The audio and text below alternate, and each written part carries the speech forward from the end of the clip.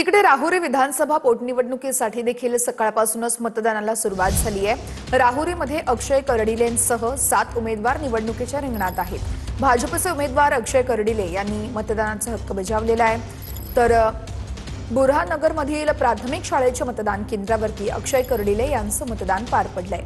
मतदान केंद्रावरती मोठा पोलिसांचा बंदोबस्तही तैनात आहे।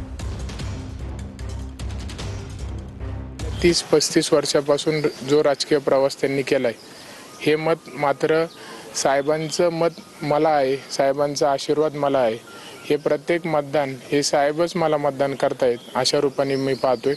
कारण की हा एक माणूस साहेबांनी फार रात्रंदिवस एक करून कष्ट करून शून्यातून सुरुवात केली आणि आज आपण पाहतो की एक मोठा परिवार आपल्या नगर राहुरी पाथर्डी मतदारसंघामध्ये तयार झालाय। हा परिवार म्हणजे 6 महिन्यापासून माझ्या सोबत आहे आणि मला पूर्णपणे विश्वास आहे की हा परिवार काय करू शकतो, साहेबांवरती यांचं किती प्रेम आहे, किती मला आशीर्वाद दिलाय, हे 4 तारखेला आपल्याला ज्यावेळी मतप्रक्रिया मतमोजणी सुरू होईल त्यावेळी आपल्याला पूर्णपणे दिसेल। तर राहुरी विधानसभा पोटनिवडणुकीसाठी पवारांच्या राष्ट्रवादीचे गोविंद मोकाटे यांनी मतदानाचा हक्क बजावलेला आहे। माझा विजय होईल असं यावेळेस विश्वास मोकाटे यांनी व्यक्त केलाय।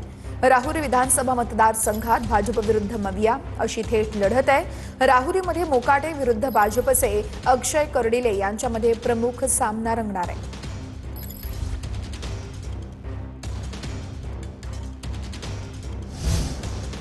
राहुरी विधानसभा पोटनिवडणुकीसाठी गोविंद मोकाटे अर्थातच शरद पवार गटाचे उमेदवार त्यांनी देखील आपल्या मतदानाचा हक्क बजावलेला आहे।